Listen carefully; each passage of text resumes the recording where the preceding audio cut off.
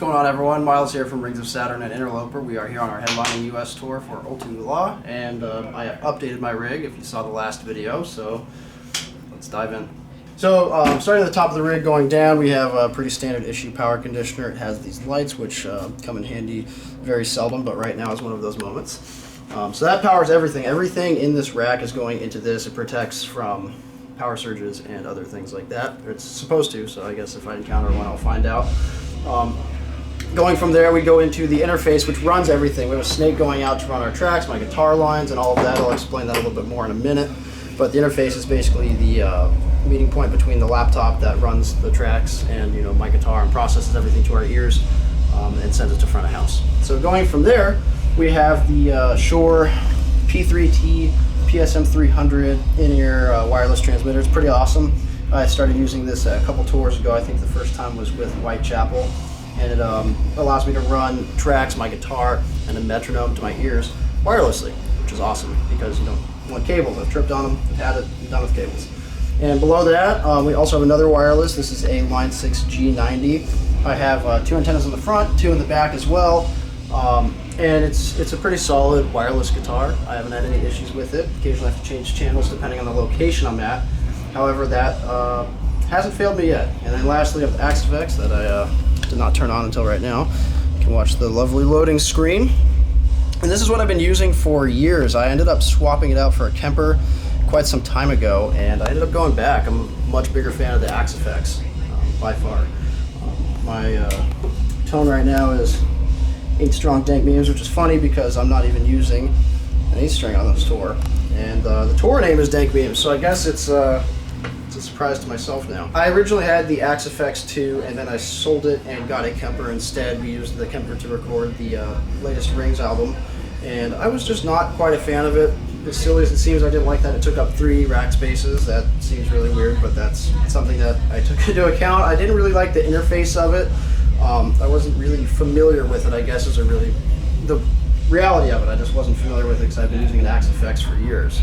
So between that, and I couldn't really find any tones that I really liked, even when I'd get some tones from someone who uses one that I thought sounded good, it just didn't work out the same way I had, hoped it would. So I ended up swapping back to the Axe, and I like it a whole lot more. I'm really familiar with it. Axe Edit's a great software that I use to not have to fiddle around on the screen here, because I have to lay about 2 inches off the ground if I want to see it.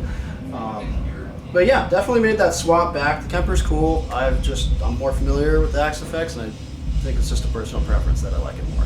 So how I'm running my Axe tone is pretty cool. I'm using DOS Metal as the amp, and I have several different blocks in here going on, if you can see through here. So we've got pitch in the beginning. I'll explain why that's there. A compressor with drive, amp, dead block, cab, EQ, filter, those are both very important, a reverb, and delay, and that should be it. So what I use is scene changes. Scene changes are way faster than doing an actual patch change because all it does is enable or disable certain blocks within your entire chain.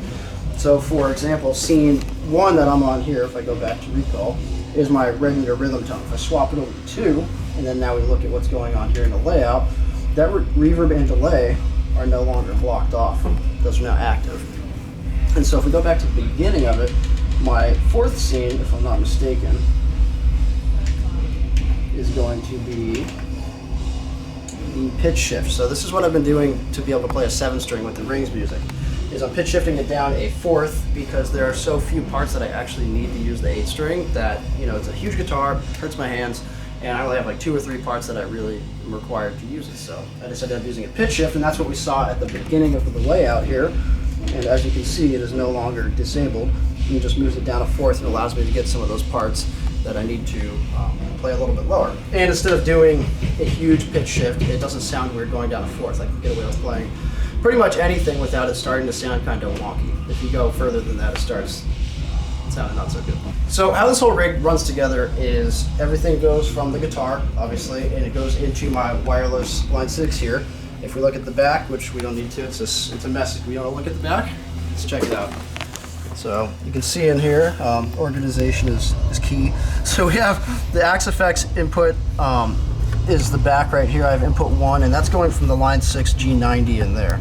So that runs from there, and then I also have the output of the Axe right here running into the interface up here. I think it's on output 8 or input 8. So that's the order of operation for that. From there, where the signal goes into my in-ears is going out from the interface, which is 9 and 10 right here. It goes into the wireless in-ears there.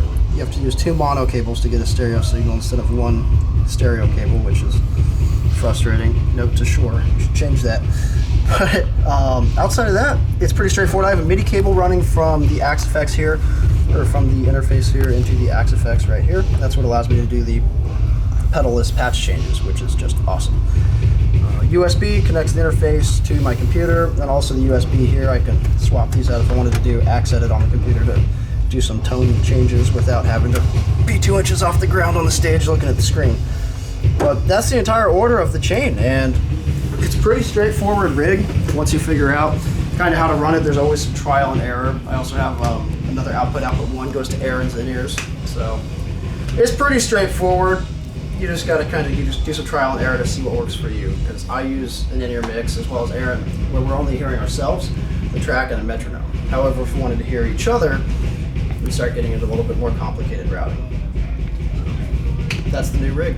So this is the main guitar I'm using on this tour. This is the Jeff Loomis 7 Floyd Rose. I got this very shortly before the tour.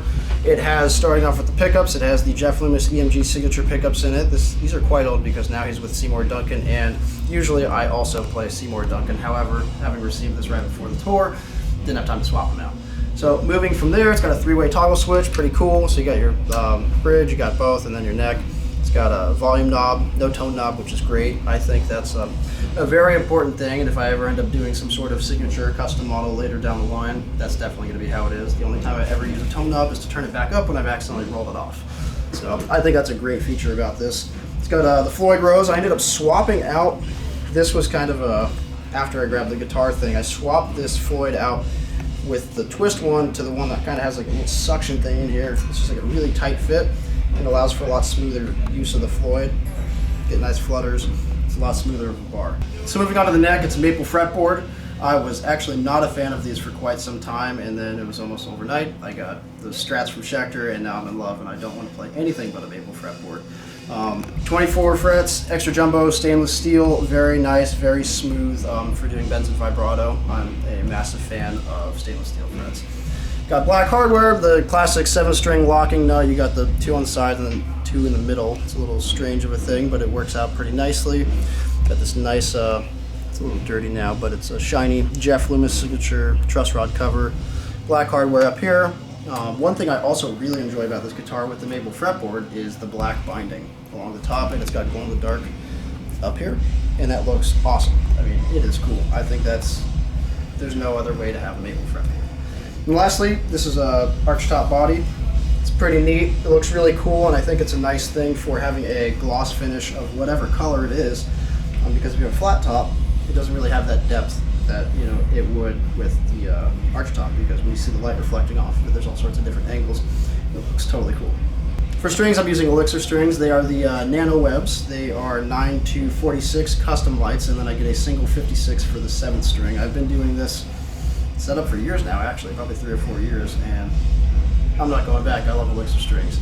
So this is the backup guitar I've had for this tour. This is a Keith Merrow signature model. I think it's one of the new ones, the Mark III, if I'm not mistaken.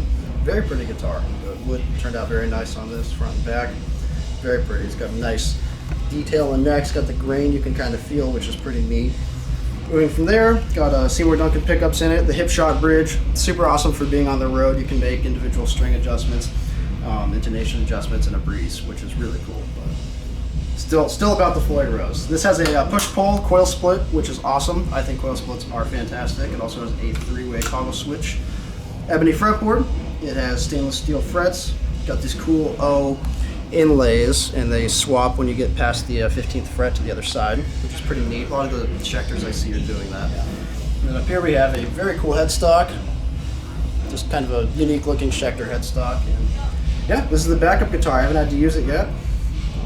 I've played it a whole bunch and it's nice, but hopefully I don't have to use it, because that means something went wrong with my other one. Thanks for checking out this video. I want to give a special shout out to Schecter Guitars, Elixir Strings, Seymour Duncan Pickups, Blackcraft Clothing for keeping me warm on this tour, Fractal Audio, Hosa Tech, who I did not mention earlier. These guys are great. I use their cables exclusively for this entire rig and pretty much everything else that I have at home, my monitor setup, everything. Rings is on tour right now for the next 2 months, so come check us out if there's any dates near you. Also, Interloper is working on some new stuff. The album is like almost done. We're super excited to get that out to you guys finally. It's been forever. So thanks for checking everything out. You can follow me on Instagram at Miles Dimitri Baker. The Rings of Saturn has an Instagram as well, and hope to see you on the road.